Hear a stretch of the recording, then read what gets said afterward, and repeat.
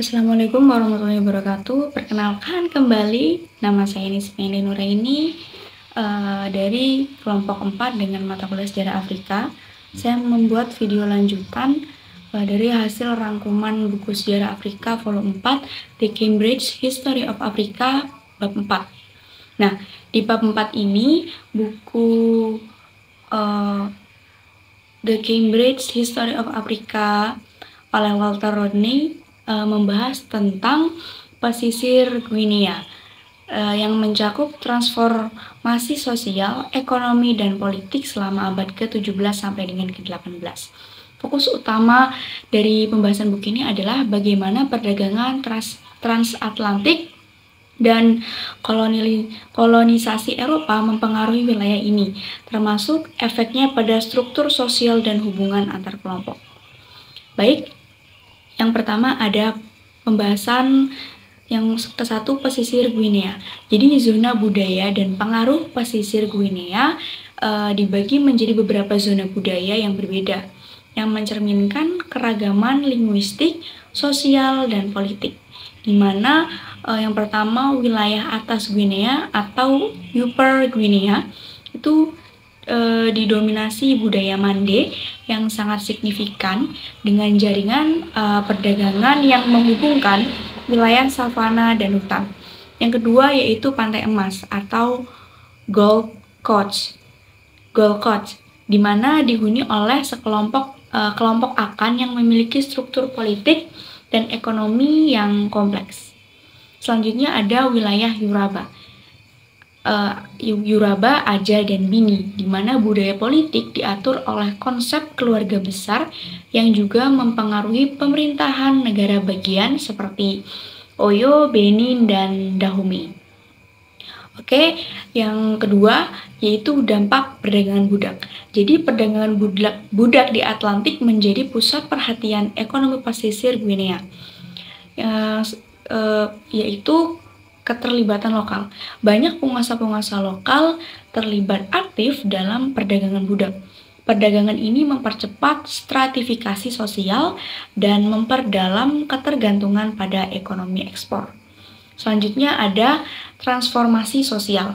Jadi penangkapan dan penjualan budak mengubah struktur sosial dengan semakin banyak kelompok-kelompok masyarakat yang jatuh ke dalam kategori budak. Selanjutnya ada konsolidasi kekuasaan. Jadi negara-negara seperti Dahomey memanfaatkan perdagangan budak ini untuk memperkuat kekuasaan mereka melalui peningkatan persenjataan dan ekspansi militer. Oke, selanjutnya yang ketiga yaitu relasi dengan Eropa. Jadi hubungan antara pesisir Guinea dan Eropa diwarnai oleh ketergantungan ekonomi dan konflik. Yang pertama yaitu ekonomi ekspor, di mana produk utama seperti emas, lada, dan budak diekspor ke Eropa. Sementara barang manufaktur seperti kain dan senjata itu diimpor. Selanjutnya ada peran perantara lokal. Jadi kelas penguasa lokal itu berfungsi sebagai perantara antara pedagang-pedagang Eropa dan masyarakat pedalaman. Tetapi mereka sering berada dalam posisi saling ketergantungan terhadap kekuatan kolonial. Yang keempat ada pengaruh Islam. Jadi Islam itu memainkan peran penting dalam politik dan budaya di pesisir Guinea, khususnya di bagian utara, yaitu ada ekspansi Islam. Jadi ulama dan pedagang muslim itu membantu menyebarkan Islam ke daerah pedalaman dan menciptakan jaringan sosial dan ekonomi yang lebih luas. Pengaruh politik Ranfak Neno Nasa di wilayah ini memiliki penasehat muslim yaitu Fani. Kemudian selanjutnya ada pengaruh politik.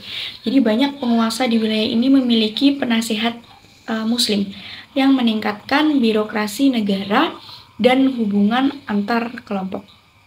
Baik, kita lanjut ke kesimpulan dari penjelasan bab 4 ini. Jadi bab 4 ini menggambarkan bagaimana pesisir Guinea itu berada di persimpangan jaringan lokal dan internasional selama abad ke-17 sampai dengan abad 18. Perdagangan transatlantik membawa perubahan besar yang mempengaruhi struktur sosial, politik, dan ekonomi di wilayah ini. Sementara itu budaya lokal tetap bertahan dan berkembang di tengah tekanan-tekanan dari luar atau tekanan dari eksternal. Baik, mungkin itu saja yang dapat saya sampaikan dari bab 3 sampai dengan 4. Sekian dan terima kasih.